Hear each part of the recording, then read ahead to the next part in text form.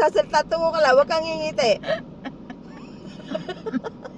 Huwag kang ngingiti. Ayan na, nag-guna na. Wait lang. Magandang umaga po sa inyong lahat.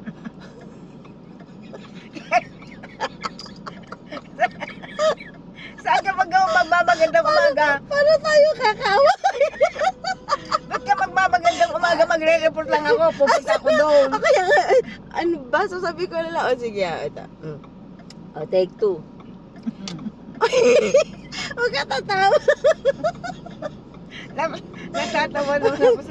O, tanghali na. Anong oras na? O, alas 10 na. Si mama, huwag kami 83 years old na eh. Dapat tahimik. Ang 83 years old, hindi na masyadong nagsasalita. Okay.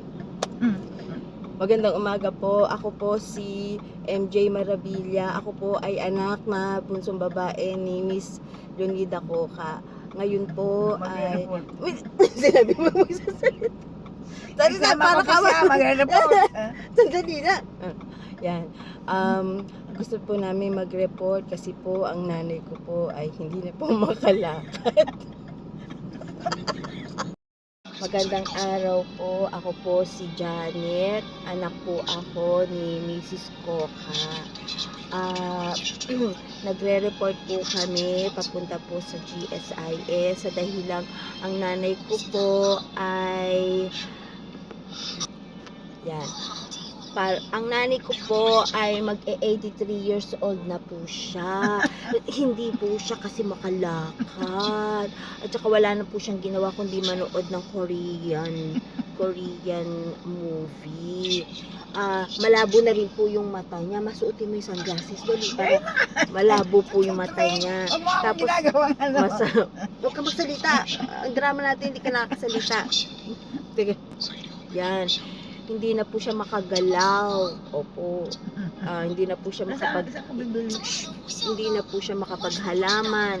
Hindi na po siya makaano. Tapos ang pagkain po niya, paborito po niya lechon. Siya nga po pala birthday po niya sa August 24. Ang gusto lamang po niya ay lechon. Baka po meron po gustong magregalo para sa kanya. Shout out sa mga regalo. Lechon po ang gusto ng nanay ko. Kahit 1/4 lang. Kasi po, ang nanay ko po pag kumain ng lechon, ganyan lang po, 2 piranggot.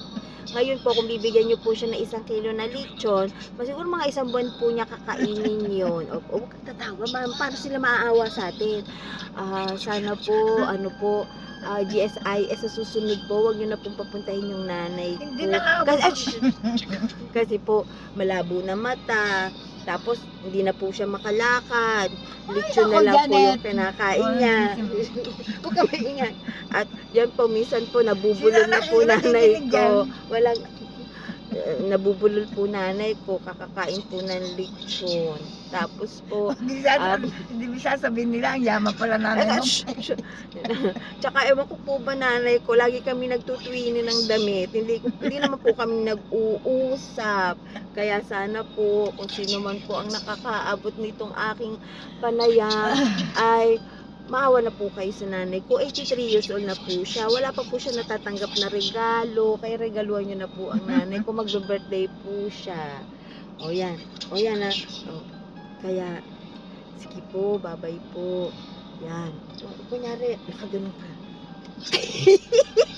Tumigil ka na. Tumigil ka nga sa drama mo. Visit ka. Ginagawaan mo na kung abnormal. Masungit pa po ang nanay ko, 83 years old na po. Ewan ko po ba, di po ba dapat pag matanda na po, bumabait na po. Nanunungit po siya. Tapos pag nandun po siya sa English ng English. Babay. O, diba? Kakalistik tayo. Saan tayo? Ikot tayo.